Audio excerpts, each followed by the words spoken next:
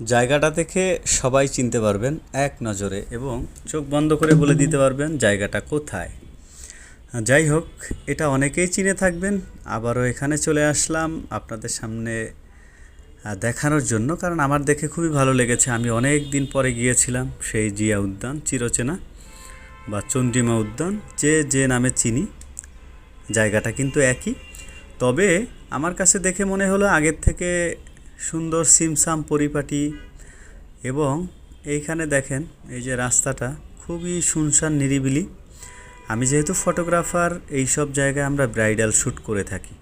তো অনেক দিন পর আমি গিয়েছিলাম চন্দ্রিমা উদ্যানে শ্যুট করার জন্য।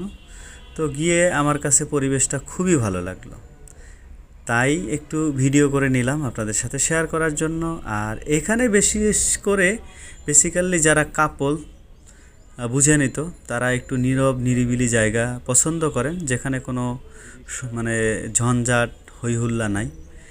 ওখানে বসে তারা গল্প করতে খুবই পছন্দ করেন। আর এটা হচ্ছে ওয়াটারফল ছিল চন্দ্রিমা উদ্যানের সামনেই, ব্রিজ থেকে দেখা যায়। আর এখানে সন্ধ্যা হলে লোকজন বেশি বসে থাকে। এখানে ফুলওয়ালারা ফুল বিক্রি করে। বিভিন্ন মানুষ বিভিন্ন কর্মযজ্ঞে ব্যস্ত থাকে। যেমন আমি গিয়েছিলাম আমার কর্মে ব্যস্ত, এক একজনের কর্মে ব্যস্ত থাকে। তাই ব্যস্ততম শহরে এরকম নিরিবিলি জায়গা খুঁজে পাওয়া খুবই টাফ। আর এই চন্দ্রিমা উদ্যানের ভিতরে রয়েছে সুন্দর একটা পুকুর এবং রয়েছে চারপাশে খোলামেলা বাগান আর গাছের সমাহার। এরপরে এই দিকটায় আসলে আপনি পেয়ে যাবেন মসজিদ। যেহেতু 2টা বাজতে 10 মিনিট বাকি ছিল, আর এখন রমজান মাস চলছে, নামাজ যেহেতু পড়ি নাই, এই জন্য চিন্তা করলাম মসজিদটা যেহেতু পেয়েই গেছি, নামাজটা পড়ে নিই।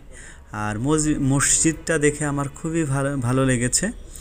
আর মসজিদটা হচ্ছে 2 তলায়, তাই আমি সাইডের সিঁড়ির থেকে 2 তলায় হেঁটে উঠতেছি। এবং দেখেন খুবই সুন্দর করে সাজানো আছে মসজিদটা। এই যে চলে আসলাম, দেখে একটা রাজকীয় ভাব আছে, অন্যরকম একটা ফিল। যাই হোক, ভিতরে আর ভিডিও করব না। খোলামেলা একটা মসজিদ, আপনি নামাজ পড়ে খুবই আনন্দ ফিল করবেন বা তৃপ্তি পাবেন। আর এইটা হচ্ছে রাষ্ট্রপতি জিয়াউর রহমানের মাজার বা কবর, আমরা যেটা বলে থাকি। আর এইটা দেখেন খুবই সুন্দর করে ডেকোরেট করা এবং অনেক বড়সড়। আর 4 দেয়ালে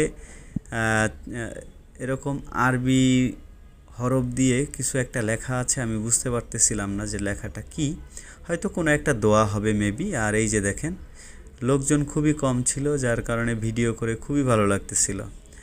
হ্যাঁ, আর এই যে দেখতেছেন কবরটা, আর দূর থেকে যদি দেখাই এরকম লাগে। দেখেন খুবই লাক্সারিয়াস, আমার কাছে খুব ভালো লেগেছে, যার কারণে ভিডিওটা করা। আপনি চাইলে এখানে এসে ছবি তুলতে পারবেন, অবসরে একটু ঘুরে যেতে পারবেন, কবরের কাছে এসে কবর জিয়ারত করতে পারবেন, এটা আপনার ইচ্ছা। তো যাই হোক, আমার কাছে খুবই ভালো লেগেছে ঘুরে, তাই আপনাদের সাথে শেয়ার করা। আর এই যে দেখেন, এখান থেকে যদি আপনি বের হয়ে যান, এই যে বের হওয়ার পরে 2 সাইডে খুব খোলামেলা জায়গা আছে, 2 সাইডেই গাছপালা দিয়ে ঘেরা।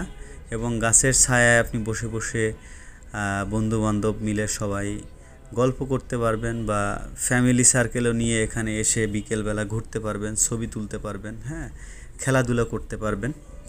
যেহেতু ঢাকা শহরে জায়গার সংকট, এখানে অসংখ্য এবং অনেক বড় একটা এরিয়া পড়ে আছে। আজ এই পর্যন্তই, সবাই ভালো থাকবেন, দেখা হবে অন্য কোনো ভিডিওতে। আসসালামু আলাইকুম।